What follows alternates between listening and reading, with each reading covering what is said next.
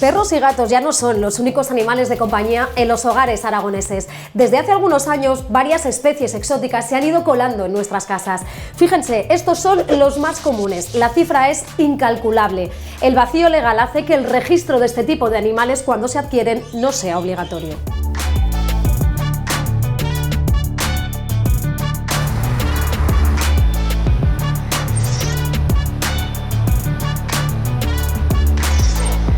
El aumento de animales de compañía se ve reflejado en el incremento de clínicas y consultas veterinarias. En Aragón hay un total de 177, algunas de ellas, como la de Aitor. Además de perros y gatos, se ha especializado en animales exóticos. ¿Seguirá siendo el perro el mejor amigo del hombre? Los animales exóticos son aquellas especies que las hemos sacado de su entorno natural de manera intencionada o fortuita y que las sacamos de su hábitat.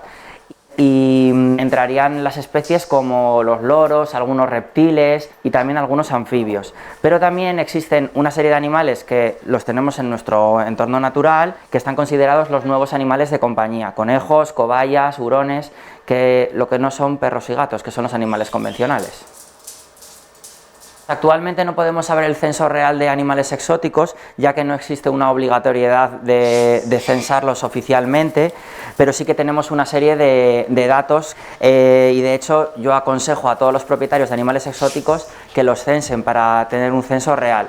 Actualmente tenemos unos 62 conejos registrados en la página oficial de Aragón y simplemente en esta clínica vienen aproximadamente unos 750 conejos para que veáis la diferencia del registro con la realidad.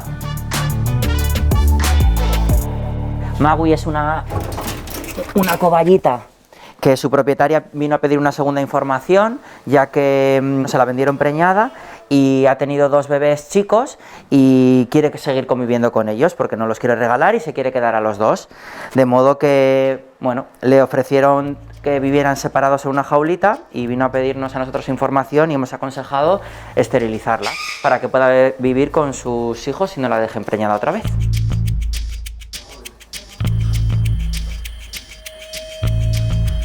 Yo creo que llevar al animal a un especialista es fundamental, porque no tiene nada que ver con los perros y los gatos.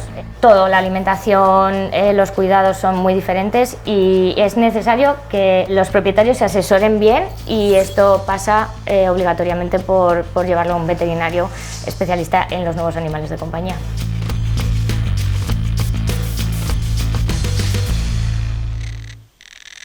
Se consideran invasores únicamente los que son capaces de competir con los autóctonos.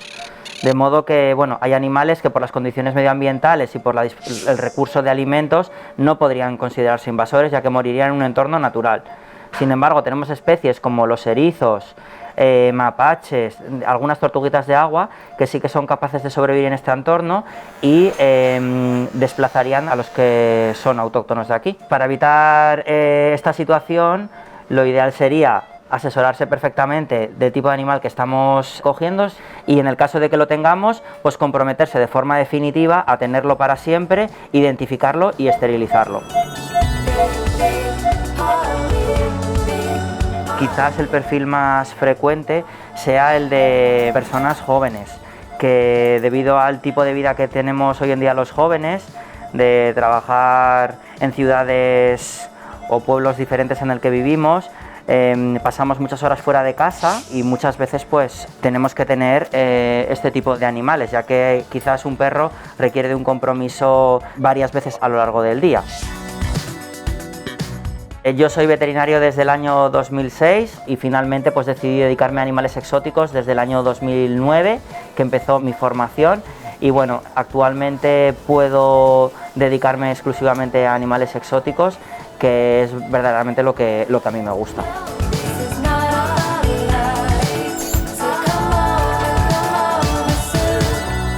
Además de dedicarme profesionalmente a los animales exóticos, os voy a presentar a unos de mis compañeros de piso, ¿vale? Ellos son Nicolás y Lupe. Lupe, ven. Ellos son mi gran pasión y bueno, son en parte los responsables que hicieran que yo me dedicase a los animales exóticos. Es muy importante que cuando un propietario adquiere un animal exótico acuda al veterinario especializado para asesorarse de los cuidados básicos, ya que muchos problemas radican en la mala alimentación y un mal manejo.